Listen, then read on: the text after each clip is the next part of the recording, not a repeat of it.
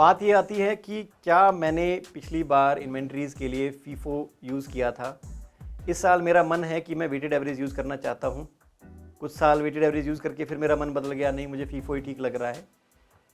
LIFO prohibited है, IFRS में भी और इंड एस में भी लीफो प्रोहिबिटेड है। अब हम दो ही तरीके से काउंटिंग करते हैं, वेटेड एवरेज या फीफो। बट क्या मेरे मूड से कभी मैं कॉस्ट मॉडल यूज़ कर लूँ प्रॉपर्टी प्लान इक्विपमेंट के लिए, कभी मैं रिवोल्यूशन मॉडल यूज़ कर लूँ।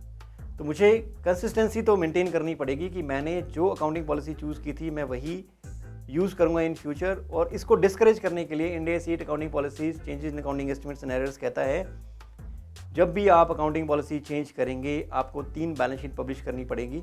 तो कोई भी एंटिटी अपनी कॉम्प्लायंस कॉस्ट को नहीं बढ़ाने वाली है अगर उसे बहुत ज़्यादा फ़ायदा नहीं है इस चेंज को करने से। अगर वो प्रूव कर सकते हैं कि इस चेंज से फ़ायदा होगा, यूजर्स ऑफ फाइनेंशियल स्टेटमेंट्स को ट्रू एंड फेयर व्यू में फ़ायदा होगा, तभी वो चेंज करना चाहिए, अदरवाइज़ नहीं चेंज करना चाहिए। या कोई नया अकाउंटिंग स्टैंडर्ड इशू हो गया है, ट्रांजिशनल प्रोविजंस कहते हैं कि आपको बदलना होगा अब अकाउंटिंग क्योंकि नया अकाउंटिंग स्टैंडर्ड आ चुका है। उस केस में हमें उस कंसिस्टेंसी को तोड़ना पड़ता है और नया अकाउंटिंग स्टैंडर्ड इशू करना पड़ता है।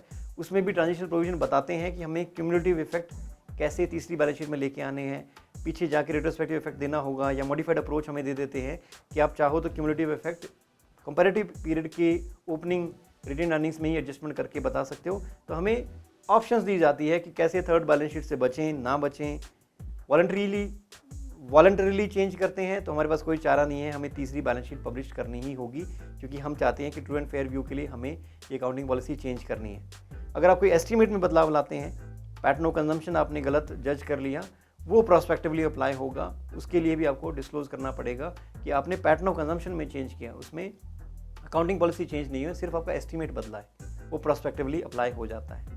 ये हैं general features preparation of financial statements under Ind AS 1 presentation of financial statement.